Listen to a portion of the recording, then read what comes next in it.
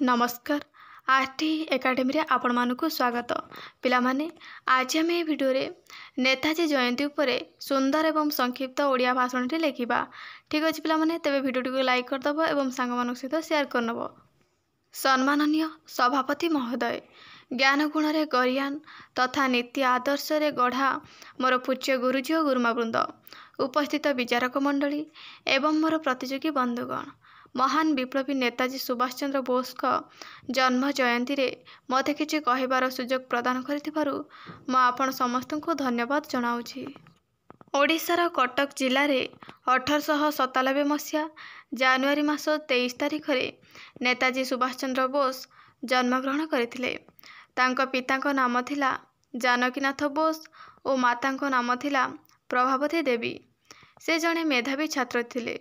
रेभेन्सा collegiate school matric pass करिबा परे से कलिकतार प्रेसिडेंसी कॉलेज रे नाम लेखाई थिले। से आईसीएस परीक्षा रे मध्य कृतकार्य होइथिले, किंतु से ब्रिटिश सरकारक अधीन रे काम करने को पसंद करनथिले। 1921 मसीह से भारतीय जातीय कांग्रेस रे जोग देइथिले।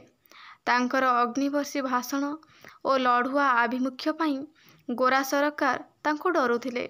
से जातीय कांग्रेस रो सभापति भाव में 2 थर निर्वाचित होइथिले, किंतु महात्मा गांधी सहित मतभेद सकाशे से इस्तफा मध्य देइथिले। 1943 मसीह से आजाद हिंद फौज गठन करी इंग्रेज सरकार विरुद्ध रे लड़ाई आरंभ करथिले। दिल्ली चलो, तुमे मते रक्त दियो, मु तुमको स्वाधीनता देवी आदि थिला तांकर प्रसिद्ध स्लोगान। 1945 मसीह तांको विमान निखोज होबार वार्ता प्रचार हैला, किंतु आज मध्य तांकर मृत्यु रहस्य घेर रे रहिछि। नेताजी थिले जणे साहसी विप्लवी तथा महान देशभक्त स्वाधीनता संग्रामी। भारत इतिहास रे जुगे जुगे तांको नाम स्वर्णाक्षर रे लिपिबद्ध होई रहिथिबो। तांकर महान देशप्रेम ए देशर युववर्ग को सबु बेले प्रेरणा जोगाउथिबो। मु एथि कहि मोर वक्तव्य समाप्त करूछि। जय हिंद, जय भारत। पिलामाने भिडियोटी को लाइक कर दबो, सांग मानक सहित शेयर करनबो एवं चैनल नुआ थिले चैनल को सब्सक्राइब कर दबो। धन्यवाद।